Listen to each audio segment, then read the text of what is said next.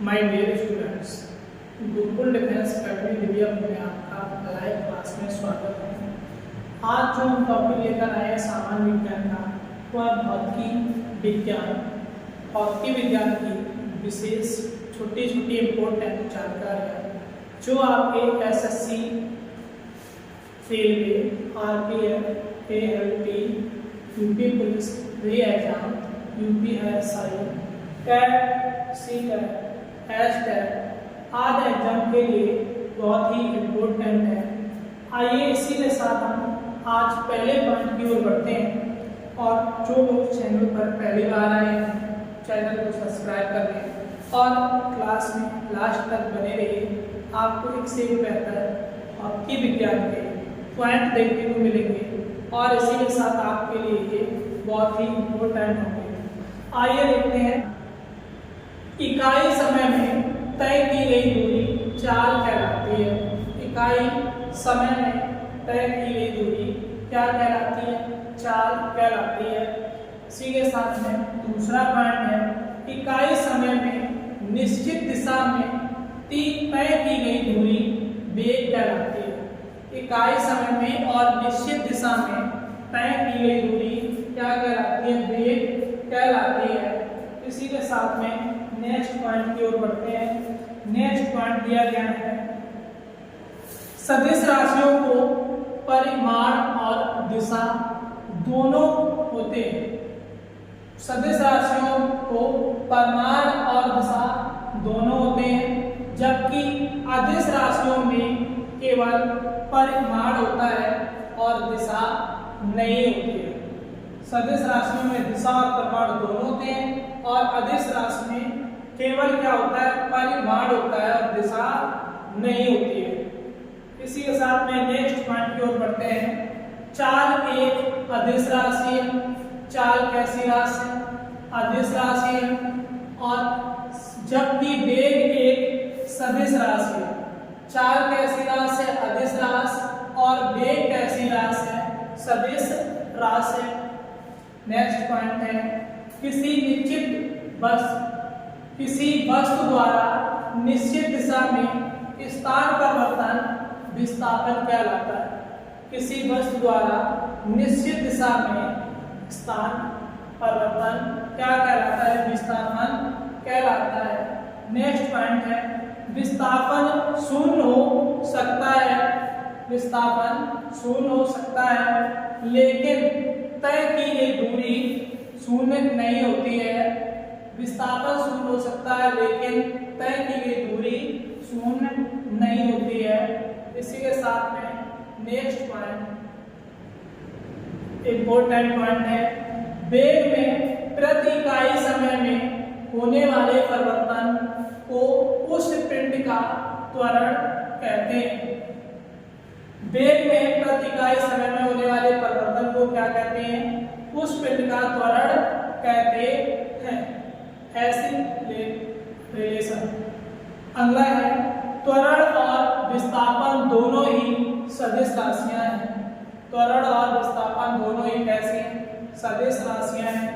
Next point है, Newton के प्रथम गति नियम के अनुसार कोई वस्तु गतिशील है तो वह गतिशील और स्थिर है तो वह स्थिर ही रहना चाहती है, जब तक कि उस पर कोई बाहरी बल कार्य ना करे। गति का जो प्रथम न्यूटन के प्रथम जो गति का नियम है, उसका कार्य क्या है? जब तक कि किसी वस्तु पर रखी वस्तु पर कोई बाहरी बल ना लगाया जाए तो वह स्थिर ही रहना चाहती है, जब तक कि कोई बाहरी बल का प्रयोग ना किया जाए। इसी के साथ में नेक्स्ट पॉइंट की ओर बढ़ते हैं। ब्रह्म के जड़त्व के कारण रुकी हुई गाड़ी को अकस्मात चलने से यात्री पीछे की ओर झुक जाता है। किसके कारण?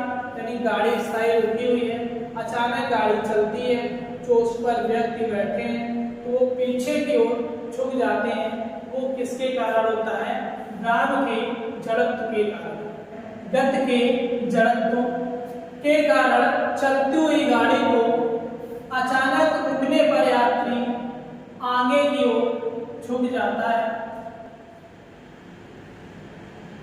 आगे की ओर झुक जाता है। एक इसका नियम है गति का नियम और जड़त्व का नियम था। ब्राह्म के नियम क्या थी? जब गाड़ी चलती है तो यात्री पीछे की ओर झुक जाता है, ये किसके कारण है? ब्राह्म के नियम के अनुसार। और ये किसके अनुसार है कि यात्री गाड़ी जब चलती है तो अचानक रुकने पर यात्री आगे की ओर झुक जाता है, ये गति के जड़त्व के कारण। ब्राह्म के जड़त्व के कारण डंडे से प्रहार करने पर कोट की धूल झड़ जाती है। ब्राह्म के जड़त्व के कारण डंडे से प्रहार करने पर कोट की धूल झड़ जाती है। न्यूटन के प्रथम गति नियम से बल की परिभाषा प्राप्त होती है। न्यूटन के प्रथम गति नियम से बल की परिभाषा प्राप्त होती है। नेक्स्ट पॉइंट है बल वह भौतिक कारण है जो किसी वस्तु पर लगकर उसकी अवस्था में परिवर्तन लाता है या लाने की चेष्टा करता है, वह क्या कहलाता है? बल। बल वह भौतिक कारण है जो किसी वस्तु पर लगकर उसकी अवस्था में परिवर्तन लाता है या लाने की चेष्टा करता है, वह क्या होता है? बल। किसी पिंड द्वारा इकाई समय में ध्रुवांतर पर बनाया गया कोण कोणीय वेग कहलाता है। किसी पिंड द्वारा इकाई समय में ध्रुवांतर यानी ध्रुव पर बनाया गया कोण क्या कहलाता है? कोणीय वेग कहलाता है। कोणीय वेग का मात्रक रेडियन प्रति सेकंड होता है। कोणीय वेग का जो मात्रक है वो क्या होता है? रेडियन प्रति सेकंड होता है। नेक्स्ट पॉइंट है न्यूटन के प्रथम गति नियम को जड़त्व का प्रथम या गैलीलियो का नियम भी कहते हैं। न्यूटन के प्रथम गति नियम को जड़त्व का नियम या गैलीलियो का नियम भी कहते हैं। किसी वस्तु के मात्रा और वेग के गुणनफल को संवेग कहते हैं। किसी वस्तु के मात्रा और वेग के गुणनफल को क्या कहते हैं? संवेग कहते हैं। इसी के साथ में नेक्स्ट पॉइंट है न्यूटन के द्वितीय गति नियम के अनुसार किसी वस्तु के संवेग में परिवर्तन की दर उस वस्तु पर आरोपित बल के समानुपाती तथा द्रव्यमान के व्युत्क्रमानुपाती होता है और त्वरण की दिशा बल की दिशा में होती है और त्वरण की दिशा बल की दिशा में होती है। नेक्स्ट पॉइंट है न्यूटन के द्वितीय गति नियम से बल का व्यंजक प्राप्त होता है। न्यूटन के द्वितीय गति नियम से बल का व्यंजक प्राप्त होता है। इसी के साथ नेक्स्ट पॉइंट है यदि कोई बल किसी वस्तु पर बहुत ही कम समय तक कार्यरत रहे तो बल और समय के गुणनफल को उस वस्तु का आवेग कहते हैं। यदि कोई बल किसी वस्तु पर बहुत ही कम समय तक कार्यरत रहे तो बल और समय के गुणनफल को उस वस्तु का आवेग कहते हैं। इसी के साथ में जो नेक्स्ट पॉइंट है वो आगे की ओर बढ़ते हैं और लगातार क्लास में बने रहने के लिए थैंक यू। और इसी के साथ आप लोग क्लास में लास्ट तक बने रहें और क्लास अच्छी लगे। आइए इसी के साथ में जो नेक्स्ट पॉइंट है जिस बल का परिणामी शून्य नहीं होता है उसे असंतुलित बल कहा जाता है। जिस बल का परिणामी शून्य नहीं होता है उसे असंतुलित बल कहा जाता है। न्यूटन के तृतीय गति नियम के अनुसार प्रत्येक क्रिया के बराबर परंतु विपरीत दिशा में प्रतिक्रिया होती है। संवेग संरक्षण के सिद्धांत के अनुसार कणों के किसी समूह पर कोई महाबल नहीं लग रहा हो तो उस निकाय संवेग अपरिवर्तित रहता है। तो उस निकाय का कुल संवेग अपरिवर्तित रहता है। इसी प्रकार से नेक्स्ट पॉइंट है अविकेंद्री बल में यानी सेंट्रिपेटल फोर्स में अविकेंद्री बल में वस्तु वृत्ताकार मार्ग पर चलती है तो उस पर बल वृत्त के केंद्र की ओर से कार्य करता है। अपकेंद्री बल सेंट्रिफ्यूगल फोर्स में प्रतिक्रिया बल वृत्ताकार पथ पर चलायमान वस्तु द्वारा अन्य वस्तु पर लगता है। नेक्स्ट पॉइंट है पृथ्वी का सूर्य के चारों ओर घूमना तथा इलेक्ट्रॉन का नाभिक के चारों ओर घूमना अविकेंद्री बल का उदाहरण है।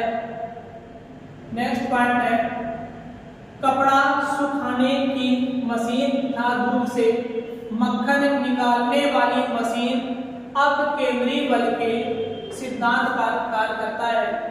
कपड़ा सुखाने की मशीन तथा दूध से मक्खन निकालने वाली मशीन अपकेंद्री बल के सिद्धांत पर कार्य करता है। नेक्स्ट पॉइंट है बल द्वारा एक पिंड को एक अक्ष से के परता एक अक्ष के परता घूमने की प्रवृत्ति को बल आरूढ़ कहते हैं। बल द्वारा एक पिंड को एक अक्ष के परता घूमने की प्रवृत्ति को बल आरूढ़ कहते हैं। बल आरूढ़ एक सदिश राशि और इसका मात्रक न्यूटन प्रति मीटर होता है और इसका मात्रक न्यूटन प्रति मीटर होता है। किसी पिंड का भार वह बल है किसी पिंड का भार वह बल है जिससे पृथ्वी उसे अपने केंद्र की ओर खींचती है जिससे पृथ्वी उसे अपने केंद्र की ओर खींचती है। नेक्स्ट पॉइंट दिया गया है जब बल द्वारा किसी वस्तु में विस्थापन उत्पन्न किया जाता है तो इसे कार्य होना समझा जाता है कार्य की माप लगाए गए बल तथा बल की दिशा में वस्तु के विस्थापन के गुणनफल के बराबर होता है। विस्थापन के गुणनफल के बराबर होता है। कार्य करने की दर शक्ति कहलाता है। कार्य करने की दर शक्ति कहलाती है जबकि कार्य करने की क्षमता ऊर्जा कहलाती है।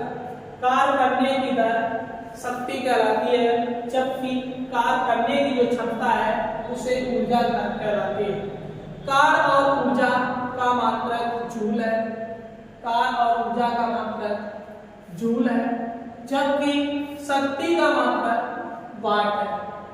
कार्य ऊर्जा का मात्रक जूल है जबकि शक्ति का मात्रक वाट है। ऊंचाई पर स्थित वस्तु स्प्रिंग बांध बनाकर रोके गए जल आदि में स्थितिज ऊर्जा होती है। घड़ी की चाबी में संचित ऊर्जा स्थितिज ऊर्जा होती है। नेक्स्ट पॉइंट है ऊर्जा संरक्षण के नियम के अनुसार ऊर्जा ना तो उत्पन्न की जा सकती है और ना ही नष्ट की जा सकती है। ऊर्जा संरक्षण का जो नियम है उसके अनुसार ऊर्जा ना तो उत्पन्न की जा सकती है और ना ही ऊर्जा नष्ट की जा सकती है। एक अश्व शक्ति बराबर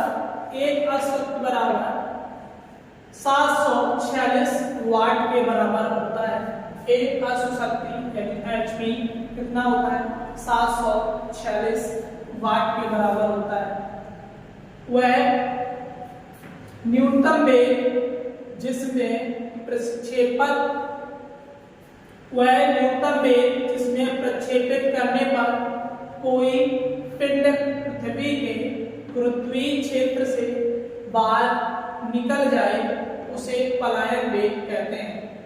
वह न्यूनतम वेग जिससे प्रक्षेपित करने पर कोई पिंड पृथ्वी के गुरुत्वीय क्षेत्र से बाहर निकल जाए उसे पलायन वेग कहते हैं। इस प्रकार नेक्स्ट क्वेश्चन है, नेक्स्ट पॉइंट है, चंद्रमा पर गुरुत्वाकर्षण का मान या गुरुत्व का मान पृथ्वी के गुरुत्व का 1/6 गुना होता है। 1/6 गुना या 1/6 भाग होता है। 1/6 गुना भाग होता है। पृथ्वी के लिए पलायन वेग का मान 11.2 किलोमीटर प्रति सेकंड होता है, जबकि सौर मंडल के लिए पलायन वेग 42 किलोमीटर प्रति सेकंड होता है तथा चंद्रमा का 2.4 किलोमीटर प्रति सेकंड है।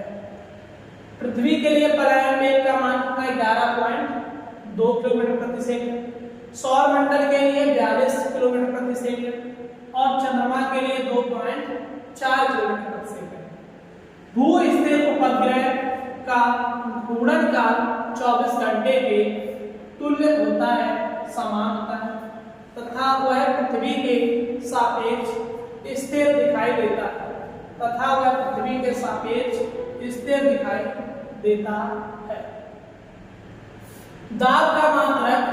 दाब का एसआई मात्रक न्यूटन प्रति वर्ग मीटर या पास्कल होता है। दाब का एसआई मात्रक क्या होता है? न्यूटन प्रति वर्ग मीटर या पास्कल होता है। वायु दाब मापी बैरोमीटर का पारा का अचानक बढ़ जाना यह सूचित करता है कि मौसम स्वच्छ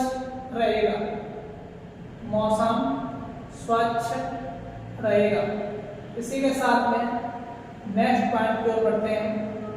नेक्स्ट पॉइंट है, पृष्ठ तनाव के कारण वर्षा की बूंदें गोलाकार तथा सेमीगोरस को जल से निकालने पर इसके केस आपस में सटे रहते हैं। इसके कारण पृष्ठ तनाव के कारण वर्षा की बूंदें गोलाकार तथा सेमीगोरस को जल से निकालने पर इसके केस आपस में सटे रहते हैं। अगला है केस तत्व कैपिलरिटी के कारण लाल टैंक की बत्ती में तेल ऊपर चढ़ता है। केस तत्व के कारण लाल टैंक की बत्ती में तेल ऊपर चढ़ता है। अगला है ब्लॉटिंग पेपर से स्याही का सुखाया जाना भी केस तत्व के कारण होता है। इसके कारण केस तत्व के कारण होता है। अगला है नेक्स्ट पॉइंट, ध्वनि तरंगें अनुदैर्घ्य तरंग का उदाहरण है, जबकि प्रकाश तरंगें अनुप्रस्थ तरंगें होती हैं। आवृत्ति को हर्ट्ज में मापा जाता है। ध्वनि का वेग हवा में 322 मीटर प्रति सेकंड, जल में 1483 मीटर प्रति सेकंड तथा लोहे में 5130 मीटर प्रति सेकंड होता है। इसी के साथ में नेक्स्ट है, ध्वनि का वेग पर दाब का कोई प्रभाव नहीं पड़ता है। ध्वनि की चाल तरंगदैर्घ्य एवं आयाम पर निर्भर नहीं करती है। एक माध्यम से दूसरे माध्यम में जाने पर ध्वनि की आवृत्ति नहीं बदलती है। 20 हर्ट्ज से नीचे की आवृत्ति वाले ध्वनि तरंगों को अविश्रव्य तथा 20 हर्ट्ज से 20,000 हर्ट्ज के बीच की आवृत्ति वाले तरंगों को श्रव्य तरंगें कहा जाता है। 20 हर्ट्ज से नीचे वाली तरंगों को क्या कहते हैं? अब श्रव्य 20,000 हर्ट्ज से 20 हर्ट्ज से 20,000 हर्ट्ज तक के क्या कहते हैं? श्रव्य तरंगें कहा जाता है। तो अगला है 20,000 हर्ट्ज से ऊपर तरंगों को पराश्रव्य तरंगें कहा जाता है। 20 हर्ट्ज से 20,000 हर्ट्ज के बीच की तरंगों को मानव कान सुन सकता है। मानव कान सुन सकता है। कुत्ता, बिल्ली एवं चमगादड़ आदि 20,000 हर्ट्ज से ऊपर की तरंगों को सुन सकता है। पराश्रव्य तरंगों का प्रयोग समुद्र की गहराई की उम्र का पता लगाने, वायुयान तथा घड़ियों के पुर्जों को साफ करने में किया जाता है। और इसी के साथ में नेक्स्ट पॉइंट है, प्रतिध्वनि सुनने के लिए श्रोता एवं परावर्तक सतह के बीच कम से कम 17 मीटर की दूरी होनी चाहिए। अगर लोलक का आवृत्ति लोलक के द्रव्यमान पर निर्भर नहीं करता है। नेक्स्ट पॉइंट है, कान पर ध्वनि का प्रभाव 1/10 भाग और 1/10 सेकंड तक रहता है। लास्ट टॉपिक का लास्ट पॉइंट है, CP बराबर R, CP माइनस CP बराबर R। इसे मेयर के सूत्र के नाम से जाना जाता है। मेयर का सूत्र क्या है? CP माइनस CP बराबर R। ये इसका सूत्र है, मेयर के सूत्र के नाम से जाना जाता है। इसी के साथ में ये टॉपिक कंप्लीट हुआ और नेक्स्ट टॉपिक के साथ में हम आपको अगली क्लास में आएंगे। और जो लोग लास्ट तक बने, थैंक यू फॉर वाचिंग। और आप लोग वीडियो अच्छी लगी तो लाइक करें और ज़्यादा से ज़्यादा शेयर करें। जो लोग चैनल पर पहली बार आए हैं, चैनल को सब्सक्राइब करें।